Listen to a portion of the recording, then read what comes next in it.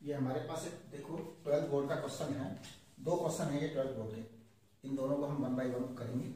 तो सबसे पहला क्वेश्चन है right a relation between current and drift velocity, ठीक है। दूसरा है how the resistance of conductor changes with rising temperature. तो देखिए अपन जो है सबसे पहला क्वेश्चन जो है ना इसका फर्स्ट आंसर मैं कर रहा हूँ, relation between current and drift velocity I is equal to NEAVD।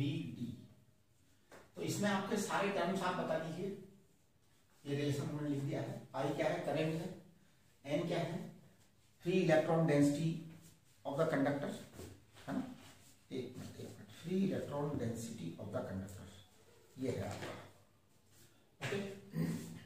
और E इलेक्ट्रॉन का चार्ज है, A आपका क्रॉस सेक्शन एरिया है, ड्रिफ्ट वेलोसिटी VD है। तो ये एक काम कंप्लीट हो गया आपका, है ना। ये टर्मिनोलॉजी जरूर बतानी है। वी ड्रिफ्ट को हम कहते हैं E to upon M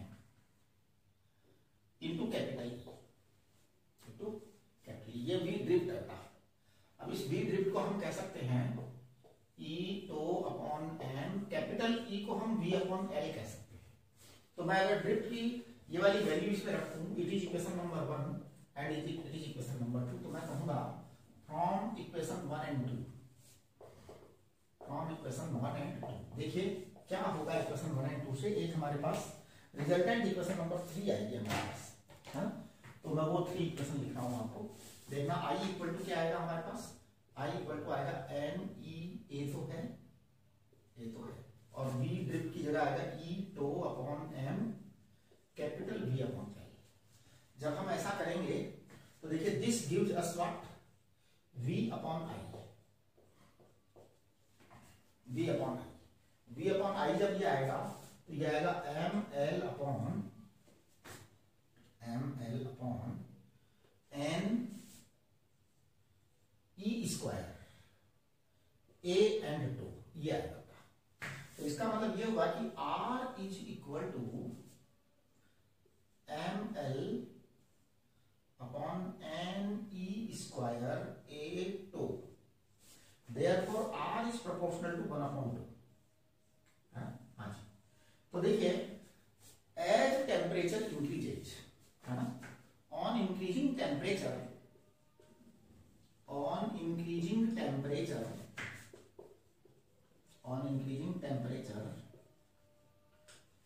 frequency of collision increases, frequency of collision increases,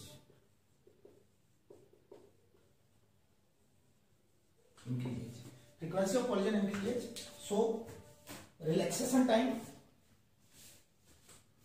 frequency of collision increases, so relaxation time to decreases, so relaxation time to decreases, hence R increases, है ना। हाँ, also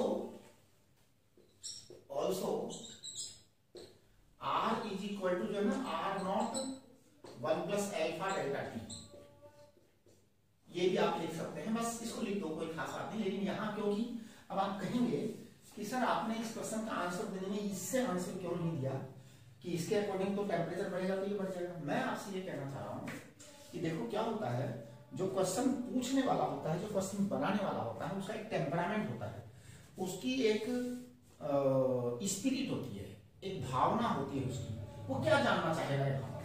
जब वो बात ड्रिफ्ट वेलोसिटी कर रहा है तो आप भी बात ड्रिफ्ट वेलोसिटी से रिलेटेड ही करो।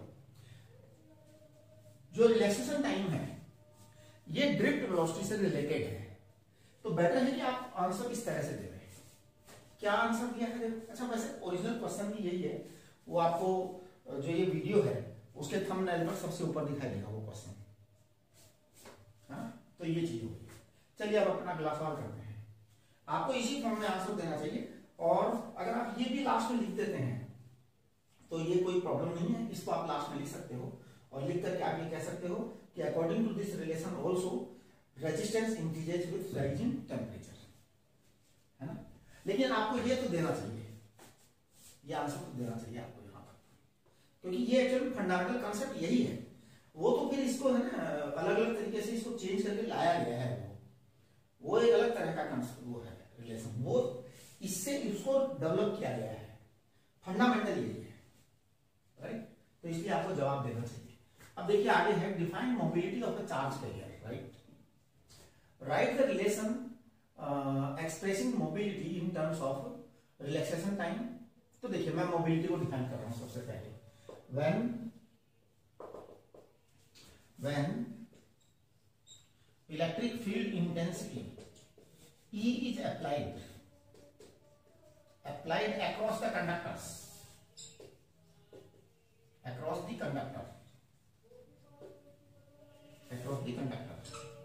then V drift is proportional to capital E. V drift is proportional to capital E, and this gives V drift is equal to mu into E. This mu is called mobility of electrons. Mu is called mobility of electrons, charge carrier है। तो mu is mobility of charge carriers.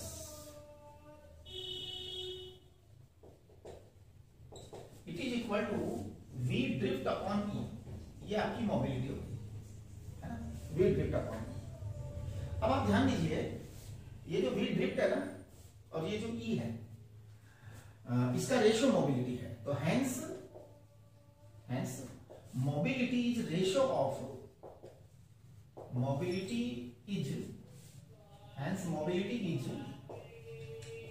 Ratio of drift velocity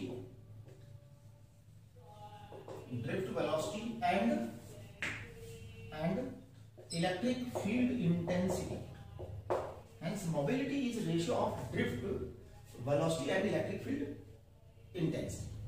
चलिए आगे क्या कह रहे हैं ये, right the relation expressing mobility in terms of relaxation time. बिल्कुल लिख देते हैं। देखो हम जानते हैं, we know that V drift it is equal to E capital E upon M into tau. ये आपका रिलेशन है, राइट। अब देखिए इसको हम कहेंगे ई टो अपॉन एम, ई को कहेंगे वी अपॉन एल, ये आपका आ गया। अब अपने को चाहिए मोबिलिटी का, है ना। अच्छा चलिए इसी को मोबिलिटी का कह देते हैं ना, इससे इसकी जरूरत ही नहीं है आगे वाले स्टेप की, तो क्योंकि मोबिलिटी यहीं से आएगा हमारा, है ना। देखिए ये जो है ना E into tau upon M into capital, it is mu. तो mu is the mobility,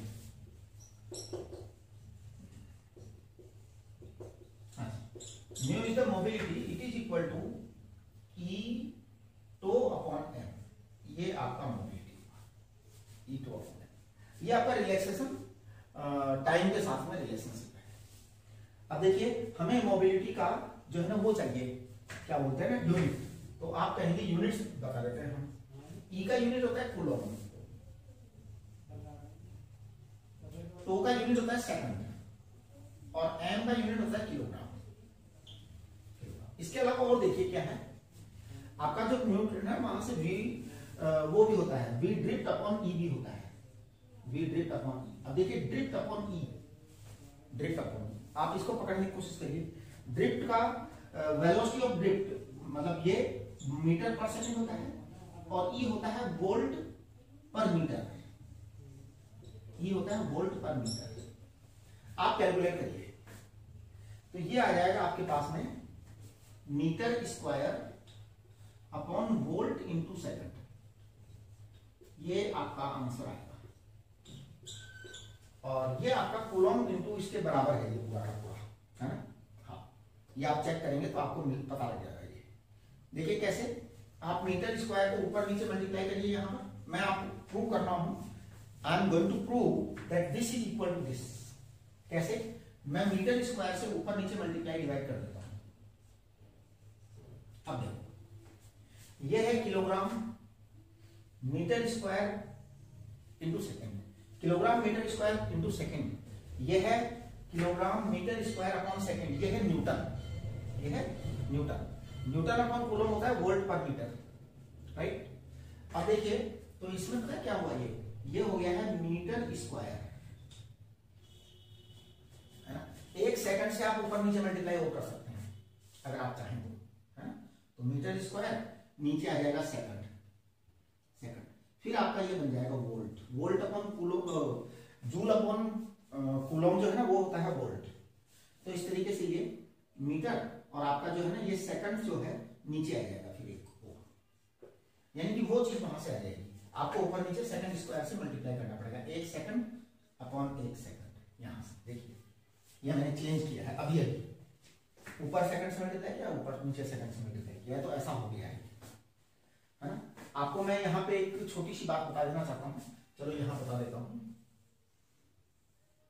volt होता है जूल अपॉन कूलोम, और जूल क्या होता है? जूल होता है kilogram metre square upon second square, ये जूल होता है। वोल्ट होता है जूल अपॉन कूलोम, इसलिए ये ऐसा होता है, राइट। चलिए